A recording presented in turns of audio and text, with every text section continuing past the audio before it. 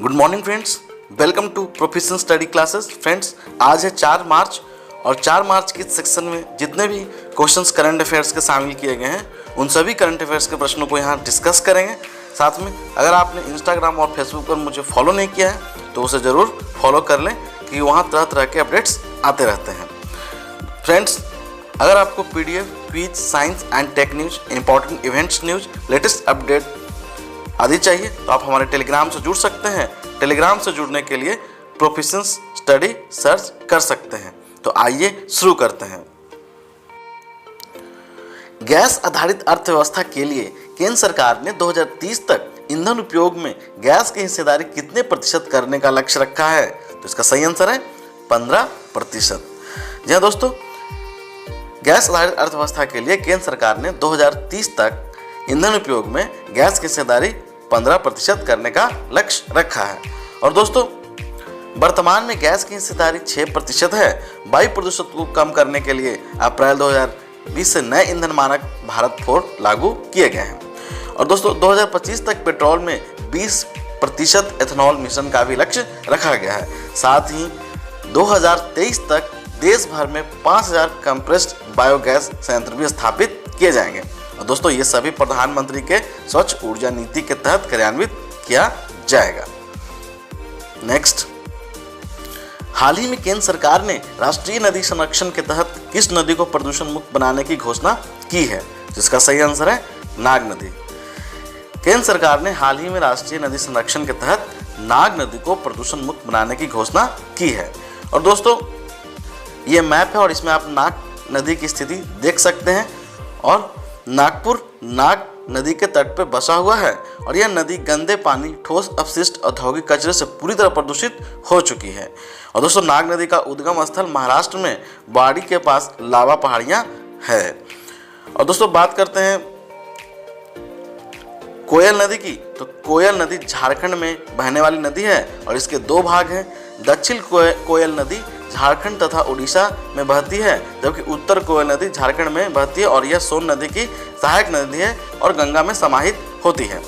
और बात करते हैं दोस्तों स्वर्ण रेखा नदी की, तो स्वर्ण रेखा नदी भी झारखंड में बहने वाली नदी है।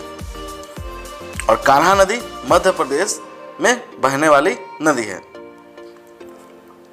नेक्स्ट, स्वच्छता सारथी फेलोशिप किस मिशन के तहत शुरू किया गया है? तो इसका सही आंसर है बेस्ट टू वेल्थ।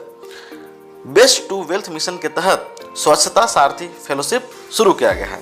और दोस्तों, प्रधानमंत्री विज्ञान प्रौद्योगिकी और नवाचार सलाहकार परिषद के 9 राष्ट्रीय मिशनों में से यह एक मिशन है और इसमें पुरस्कार 3 चरण में दिए जाएंगे: स्कूल, कॉलेज और नागरिक। नेक्स्ट, भारतीय प्रतिस्पर्धा आयोग के नए क्षेत्रीय कार्यालय दक्षिण कहाँ खोला गया है? इसका सही आंसर है चेन्नई। जहाँ दोस्तों, चेन्नई में भारतीय प्रतिस्पर्धा आयोग के नए क्षेत्रीय कार्यालय को खोला गया है। और कारपोरेट वित्त, केंद्रीय वित्त और कारपोरेट मामलों के मंत्री निर्मला सीतारमण ने इसका उद्घाटन किया है। और दोस्तों, इसमें एक अध्यक्ष तथा 6 सदस्य होते हैं। और भारतीय प्रतिस्पर्धा आयोग के वर्तमान अध्यक्ष श्री अशोक कुमार गुप्ता हैं। और दोस्तों, बात करते हैं भारतीय प्रतिस्पर्धा आयोग की, तो इसकी स्थापना मार्च 2009 में हुई थी और यह एक सामाजिक निकाय है। आयोग उन छोटे संगठनों के लिए एक स्पर्धारोधी प्रहरी के रूप में कार्य करता है जो बड़े कॉरपोरेशन के समक्ष अपने अस्तित्व को बनाए रखने में असमर्थ होते हैं। और बात करते हैं हैदराबाद की, तो हैदराबाद को हाल ही में tree city of the world 2020 का अवार्ड मिला है। नेक्स्ट, प्रेस सूचना ब्यूरो PIB के नए प्रधान महानिदेशक का पदभार किसने ग्रहण किया है? इसका सही आंसर है जयदीप भटनागर।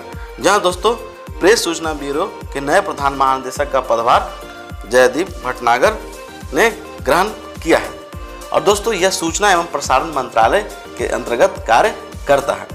और बात करते हैं मनप्रीत बोहरा की, तो मनप्रीत बोहरा ऑस्ट्रेलिया के नए उच्चायुक्त बनाए गए हैं, जबकि पीयूष श्रीवास्तव बहरीन के राजदूत हैं और TS त्रिमूर्ति संयुक्त राष्ट्र में भारत के अस्थायी प्रतिनिधि हैं।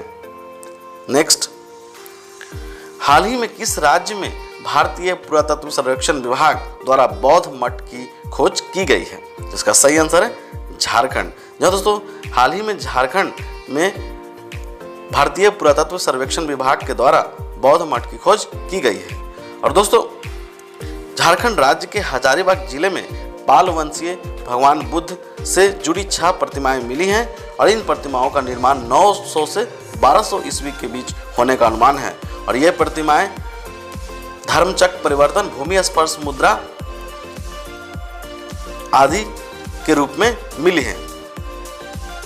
नेक्स्ट, पुस्तक advantage India the story of Indian tennis किसने लिखी है? तो इसका सही आंसर है अनिरुद्ध दत्त। जी हाँ दोस्तों, अनिरुद्ध दत्त ने पुस्तक advantage India the story of Indian tennis लिखी है।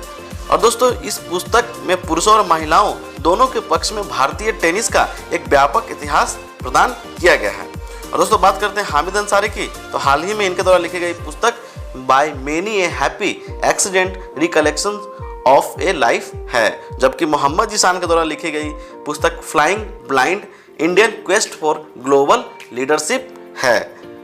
Next, world economic forum global technology governance summit 2021 कहाँ आयोजित की जाएगी? जिसका सही आंसर है जापान। जापान के टोक्यो शहर में world economic forum global technology governance summit 2021 आयोजित की जाएगी। और दोस्तों, ये जापान का मैप है, यहाँ देख सकते हैं आप। ये होन्शु द्वीप और ये ओसाका है और ये हिरोशिमा है जहाँ पर अमेरिका ने परमाणु बम गिराया था। और इस तरफ देख सकते हैं south Korea, sea of Japan.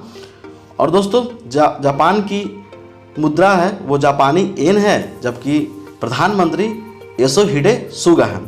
Bharat तथा जापान के बीच नौसैनिक अभ्यास जाइमेक्स हुआ है। और 2018 में भारत जापान के सेनाओं ने धर्म गार्जियन नाम की एक अभ्यास की थी, जबकि 2018 में ही भारत की वायुसेना तथा जापान की वायुसेना ने शिन्यू मैत्री नामक अभ्यास किया था। और भारत और जापान नियमित रूप से मालाबार नौसैनिक अभ्यास करते रहते हैं। नेक्स्ट, भारत ने किस सूखाग्रस्त देश को मानवीय सहायता प्रदान करने की घोषणा की है? इसका सही आंसर है मेडागास्कर। मेडागास्कर को भारत ने सूखाग्रस्त देश होने के नाते मानवीय सहायता प्रदान करने की घोषणा की है। और प्रधानमंत्री के सागर दृष्टिकोण के अनुरूप मेडागास्कर को सहायता के रूप में 1000 मीट्रिक टन चावल और हाइड्रोक्सी क्लोरोक्विन की 1 लाख दवाएं भेजी गई हैं। और दोस्तों, ऑपरेशन वेनिला के तहत 2020 में भी मेडागास्कर को सहायता पहुंचाया गया था। दोस्तों, ये है मेडागास्कर का मैप, देख सकते हैं आप। और यह हिंद महासागर में अफ्रीका के पूर्वी तट पर स्थित एक द्वीपीय देश है और इसकी राजधानी एंटानानोरिवो तथा मुद्रा मालागासी एरियरी है। और यहाँ के राष्ट्रपति एंड्री रजोलिना हैं। नेक्स्ट,